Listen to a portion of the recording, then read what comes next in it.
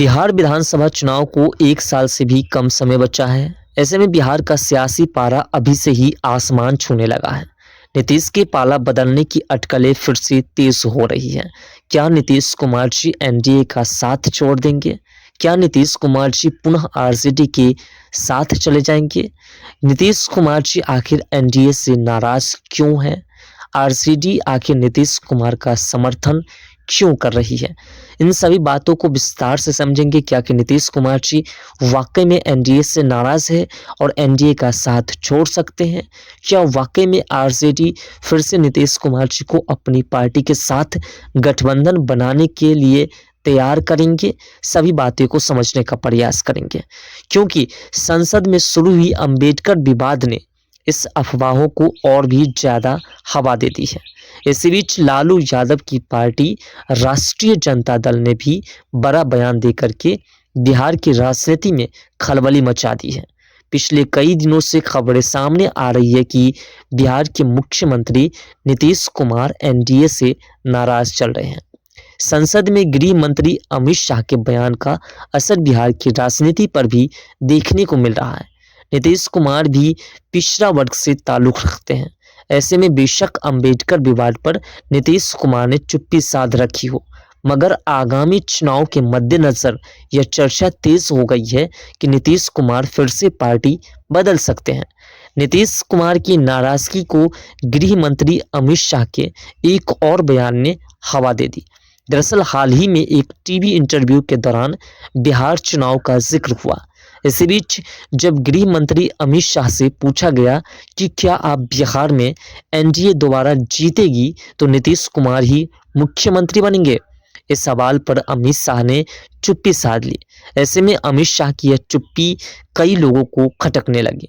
अमित शाह ने उस वक्त साफ शब्दों में कहा कि इस बात का जिक्र अभी हम नहीं कर सकते हैं।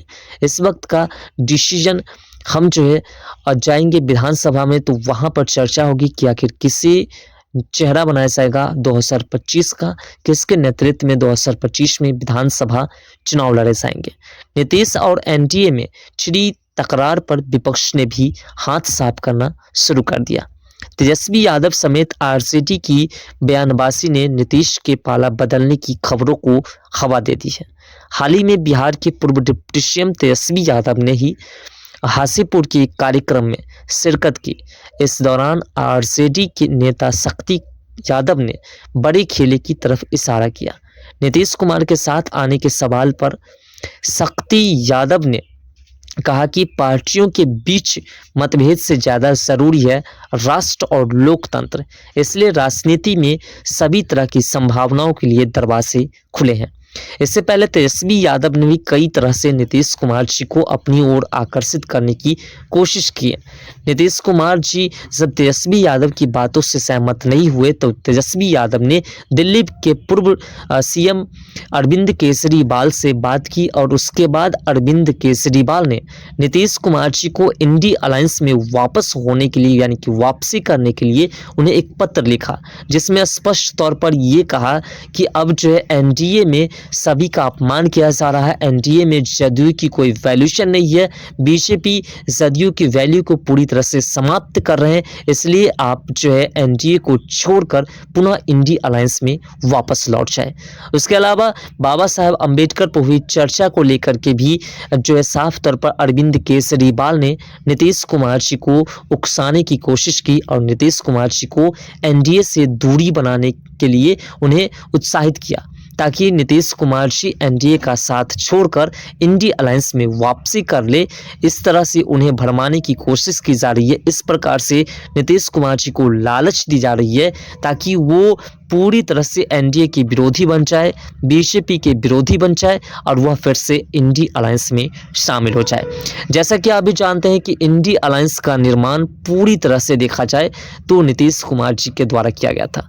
नीतीश कुमार जी ने ही तमाम विपक्षी पार्टी को एकत्रित करके इंडी अलायंस का निर्माण किया। 2024 में लोकसभा चुनाव के दौरान जब लालू प्रसाद और राहुल गांधी मिलकर के नीतीश कुमार जी को ही इंडी अलायंस के जो नेतृत्वकर्ता थे उनके पद से अलग कर दिया, उसके बाद नीतीश कुमार जी ने उस पार्टी को छोड़कर इंडी अलायंस गठबंधन को छोड़कर वह एनडीए का दामन थाम लिया।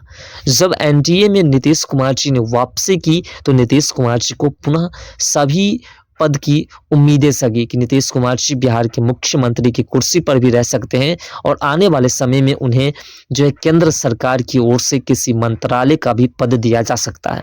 लेकिन इंडिया अलायंस में रहते तो सबसे बड़ी बात थी कि इंडिया अलायंस में प्रधानमंत्री का चेहरा भी डिसाइड नहीं हो पा रहा था। शासक बिहार के मुख्यमंत्री तेजस्वी यादव को बनाने की चर्चाएं चल रही थी कि अगला जो विधानसभा चुनाव होगा वो तेजस्वी यादव के नेतृत्व में लड़ा जाएगा। ऐसे में इंडी अलायंस में नीतीश कुमार जी के रहने पर किसी प्रकार की कोई सीटें नहीं मिलती, जिसके कारण इंडी अलायंस को छोड़कर नीतीश कुमार जी पुनः वापसी एनडीए में कर लिए। लेकिन राजद प्रवक्ता शक्ति यादव ने कहा कि आगे आगे देखिए आखिर होता क्या है। बदले राजनीतिक माहौल में अगर राष्ट्र और लोकतंत्र को बचाने के लिए दोनों साथ आते हैं तो इसमें कोई अचरज नहीं होना चाहिए। शक्ति यादव के इस बयान के बाद नीतीश के पार्टी बदलने की खबरों ने तुल पकड़ लिया है। हालांकि नीतीश कुमार पहले भी कई बार साफ कर चुके हैं कि वो अपनी गलती को बार बार नहीं दोहराएंगे, अब वो एनडीए के साथ ही रहेंगे। मगर इसके बावजूद विधानसभा चुनाव के कारण राज्य की सियासत में बड़े उलटफेर के कयास लगाए जा रहे हैं। दरअसल बात है कि नीतीश कुमार जी वर्तमान में एक यात्रा पर निकले हैं और उस दौरान महिलाएं काफ़ी नीतीश कुमार जी से नाराज दिख रहे हैं।